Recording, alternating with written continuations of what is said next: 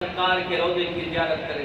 آمین آمین. آپ جائیں اتنا، یعنی جہاں جب ہمارے ہاں یہاں سردی ہوتی ہے وہاں جائیں تو بھی محسوس ہوتا ہے کہ شدت کی گرمی ہے. پھر شدت کی گرمی ماہ رمضان کے روزے، اور پھر وہ کوئی اے سی یا ایئر کنڈیشن میں نہیں بیٹھے ہوئے بلکہ 313 ہے اور سامنے 1000 تلسکر ہے اور ساتھ میں کوئی زیادہ ہتھیار بھی نہیں ہے. ایک صحابی کے پاس ہتھیار نہیں تھا تو عرض کی بندہ نواز میرے پاس تو تلوار بھی نہیں ہے. تو میرے مصطفیٰ کریم علیہ السلام نے فرمایا اس کے ہاتھ میں ایک چھڑی دے کے فرمایا تم اسی کے ساتھ ان کے ساتھ جنگ کر. سبحان اللہ. اور کیوں؟ اب وہ عاشق رسول تھا، وہ کوئی منافق نہیں تھا. اس نے یہ نہیں کہا کہ یا رسول اللہ مجھے آپ شہید کروانا چاہتے ہیں، میرا نام و نشان مٹوانا چاہتے ہیں.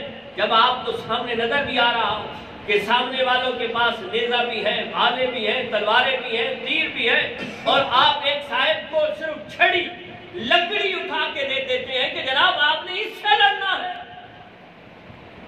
تو وہ دل کے اندر راسخ العقیدہ عاشق رسول تھا.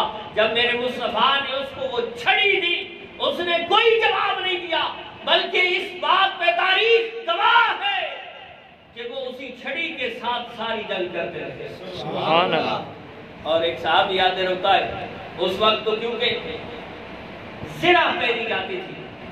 زرہ ایک لوہے کا ایک لباس ہوتا تھا، قمیض کہہ لیں، اور سر پہ ایک خول لوہے کا پہنا جاتا تھا کہ اگر تلوار، نیزہ یا تیر لگے تو اس لوہے سے آگے نہ جا سکے.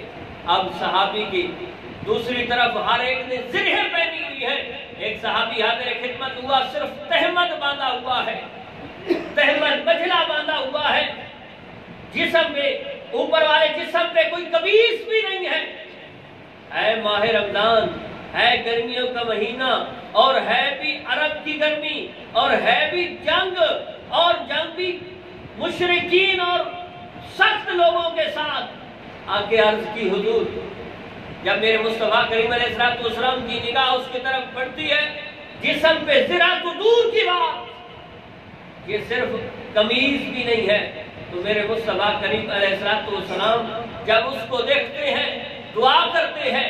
پھر لوگوں نے دیکھا، چشم دنیا نے دیکھا کہ چاہے روزے تھے، چاہے گرمی تھی، چاہے سامنے لڑنے والے رشتہ دار بھی تھے، لیکن پھر بھی جو فتح ہے وہ میرے مصطفیٰ کی غلاموں کو. سبحان اللہ. فتح ہے. اب کوئی کہے کہ جی دیکھ لیں ہم روزی کماتے ہیں اس لیے روزہ نہیں رکھ سکتے، ہمارے اندر سے توکل ختم ہو گیا. توکل چیز جو نام تھی، ہم رب کی رضا پہ راضی ہونا نہیں چاہتے. اب کوئی کہے کہ جی ماہ رمضان جو آ رہا ہے کہ جی بس کیا کریں گے، مولویوں کے لیے تو ہو سکتا ہے. نہ میرے بھائی، ہر مومن مسلمان کے اوپر ماہ رمضان کے روزے فرض ہیں.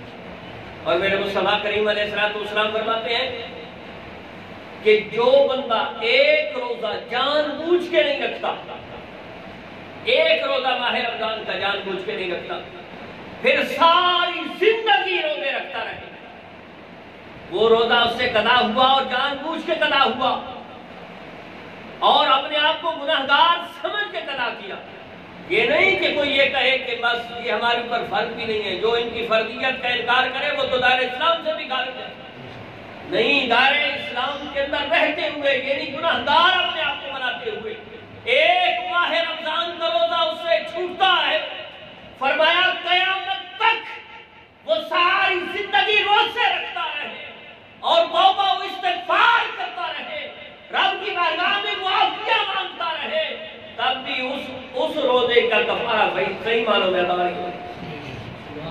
اس روزے کا کفارہ صحیح معنوں میں ادا ہی نہیں ہو سکتا کہ جو اس نے اللہ کے نبی علیہ السلام نے جو فرما دیا ہے کہ اس نے بغیر کسی وجہ کے جان بوجھ کے روزہ چھوڑ دیا. وزیران محترم و محتشم، رب کائنات کے پیارے رسول علیہ السلام کی حدیث پاک ہے، میرے مصطفیٰ کریم علیہ السلام نے فرمایا کہ سب سے زیادہ مشکلات اس دین کے اندر انبیاء اور رسول پہ ہوتی ہیں. آج کل تو کوئی نیکی کرنے والا بیمار ہو جائے نا یا کوئی پریشانی آ جائے تو کہتے ہیں کہ یہ رب کی پکڑ میں آ گیا ہے۔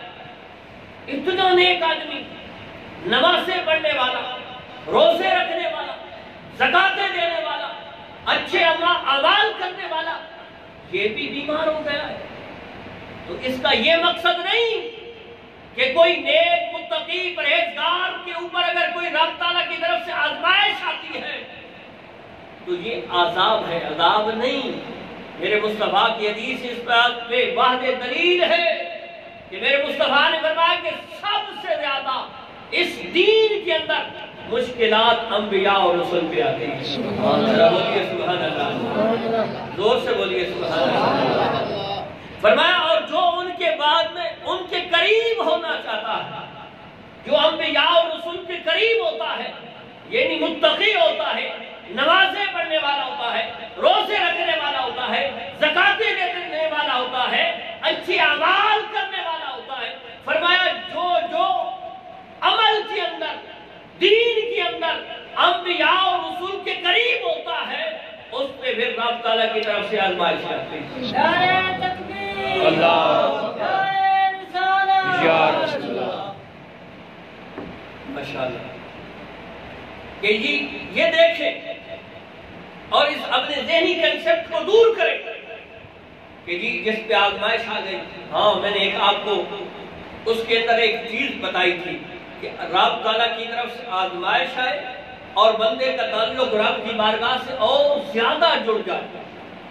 توجہ رہے کہ کوئی آزمائش یا مصیبت پہنچتی ہے اور اس کے بعد اس کا تعلق رب کی بارگاہ میں اور زیادہ بڑھ جاتا ہے، یعنی پہلے بھی نمازی ضرور تھا، پہلے بھی اچھے اعمال کرنے والا ضرور تھا، پہلے بھی نیک ضرور تھا، لیکن کوئی بیماری آتی ہے یا پریشانی آتی ہے یا تکلیف آتی ہے، کوئی مصیبت پہنچتی ہے، اب پہلے سے زیادہ بڑھ گئی ہے اس کی عبادت، تو سمجھ جاؤ یہ رب تعالیٰ کی طرف سے آزمائش تھی، عذاب نہیں تھا۔ سبحان اللہ۔